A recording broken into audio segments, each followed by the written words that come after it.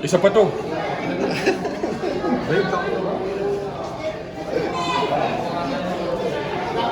Oo, di ka nakakuha ng 3 minutes ngayon.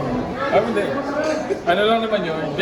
After kasi ni Gian Madrid, bumisita sa practice. Tapos, after practice namin. Wala, binuduran lang. Maganda ang pinagsama namin ni Gian. So, nothing to be like sa mahal loob. Kasi, kasama kami matagal eh. Saka kami nag-drop sa kanya. And, walang masamang tinapay. And that's how life sa PBA. Eh ako, bago ako nag-settle sa Rayon Shine, 3 beses out na trade. So, walang masamang tinapay sa akin. Tingin mo itong after this game, nakatulong na makamove on na kayo from Mamu? Oo naman. We need to. Hindi pwedeng mag-dwell kami kay Mamo. The good thing, yung kapestuhan ni Gian, si Deo, he's making the most out of the playing minutes namin. Kasi kung tutusin mo, si Deo, pasulpot-sulpot lang. Minsan hindi pa nagagamit. Pero ngayon, nakakakuha siya ng minimum 15. Kasi silang dalawang magkapestuhan ni Adrian. Yun yung spot na kinuha naman Deo ngayon. And yun naman yung yun yung kagandahan. Nagkaroon ng opportunity si Deo, although nawala si Gian. So, it's still good. Pa-interview kay Mamo. Biningatan ako ni Mamo eh. Hindi ko pa-interview. Mamo! Ay, joke lang. Sabi ba?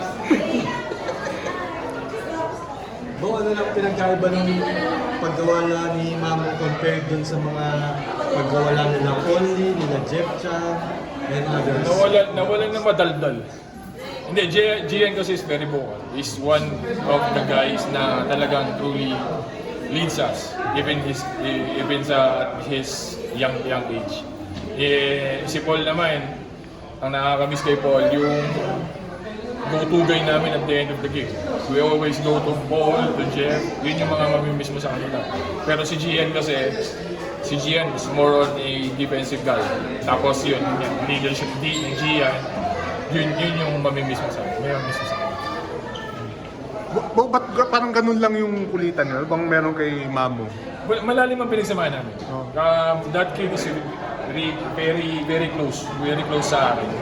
And yun nga, bibin ng practice. Binibiro ko nga siya the past few days eh. Before he got traded. Kasi yung parang alam yung out of nowhere, bigla-bigla ko na lang kinakante. Yung ganon. Sabi ko, kaya pala sinasaktan na kita kasi matitrade ka na. yun yung biro sa kanya. Sabi niya, oo nga, ba't mo ko sinasaktan ng mga nakaraang araw? Yun yung mga But I'm really close to everybody in this team. Kaya, kumbaga, masakit na mawalan ka ng isang teammate na close sa'yo. That's how life is sa PBA. Hindi mo ba siya in-advise na stay ka na rito?